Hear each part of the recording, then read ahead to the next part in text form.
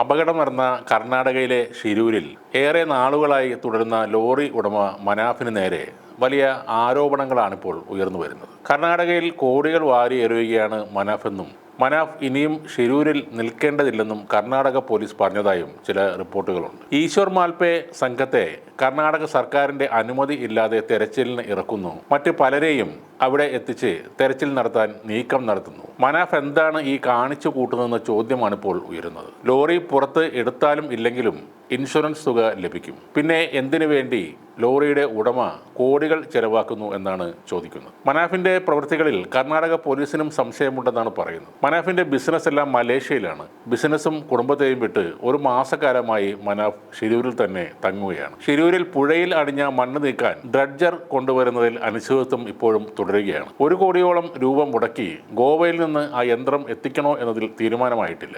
ആ തുക താൻ മുടക്കാമെന്ന് മനാഫ് പറഞ്ഞതായും ചില വാർത്തകളുണ്ട്. മണ്ണ് നീക്കിയാലും കാണാതായവരുടെ ശരീരം കിട്ടുമെന്ന് ഉറപ്പില്ലാതിരിക്കെ ലോറി ഉടമക്ക് ഇൻഷുറൻസ് കിട്ടാൻ സർക്കാർ വലിയ തുക മുടക്കണോ എന്നതിലാണ് ഇപ്പോൾ ഉത്തര കന്നഡ ജില്ലാ ഭരണകൂടത്തിന്റെ ആശയക്കുഴപ്പം. ലോറിയുടെ വിലയേക്കാൾ കൂടുതൽ തുക ചെലവാക്കി ലോറിയുടെ അവശിഷ്ടം കണ്ടെത്താൻ മനാഫ് ശ്രമിക്കുന്നത് വെറും ഇൻഷുറൻസിന് വേണ്ടിയാണോ എന്നും ചില സംശയങ്ങൾ ചിലർ ആരോപിക്കും. ഷിരൂരിൽ മണ്ണിടിച്ചിൽ ദുരന്തം നടന്നിട്ട് 1 മാസം കഴിഞ്ഞിട്ടും കാണാതായ 3 പേരെ ഇനിയും കണ്ടെത്താനായിട്ടില്ല. മലയാളിയായ ഡ്രൈവർ അർജുൻ, ഷിരൂരുകാരായ ജഗന്നാഥ്, ലോകേഷ് എന്നിവരെയാണ് ഇനിയും കണ്ടെത്താനുള്ളത്. ഗംഗാവലി പുഴയിലേക്ക് വീണവരുടെ ശരീരങ്ങൾ 8-10 കിലോമീറ്ററുകൾ അകലെ തീരത്ത് അടിഞ്ഞിരുന്നു. എന്നാൽ ബാക്കിയുള്ളവർക്കായി, ഒപ്പം അർജുൻ്റെ ലോറിക്കായും ഇപ്പോഴും ആ രക്ഷാദൗത്യം ചിലപ്പോഴൊക്കെ തുടരുകയാണ്. ഇതുവരെ പുഴയിൽ നടത്തിയ തെരച്ചിലിൽ ലോറിയുടെ ചില ലോഹഭാഗങ്ങൾ മാത്രമാണ് കണ്ടെത്തിയത്. മനുഷ്യനെ ഇറങ്ങാൻ കഴിയാത്ത വിധമുള്ള സാഹചര്യം മാറിയതോടെയാണ് ഈശ്വർ മൽപേ വീണ്ടും തെരച്ചിൽ ആരംഭിച്ചത്. അതിനു പിന്നാലെ നാവികസേനയും തെരച്ചിലിനെത്തി.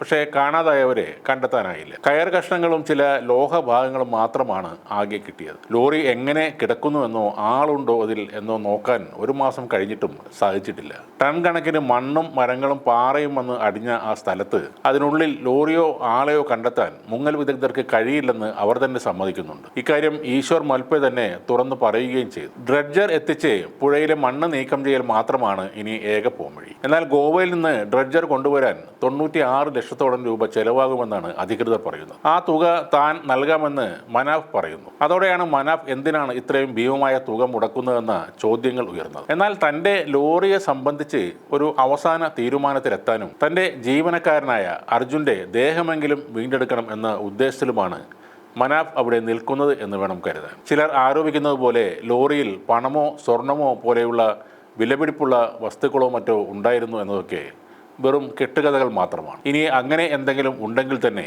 അതൊന്നും ആ മലവെള്ളപ്പാച്ചിൽ നടന്നതിന് ശേഷം കണ്ടെത്താനുമാവില്ല. മനാഫ് അവിടെ നിൽക്കുന്നത് അർജുൻ എന്ന തൻ്റെ ജീവനക്കാരനെ എന്താണ് സംഭവിച്ചതെന്നും അദ്ദേഹം മരിച്ചിട്ടുണ്ടെങ്കിലും അത് ഉറപ്പുവരുത്താനും മാത്രമാണ് എന്ന് വേണം കരുതാൻ.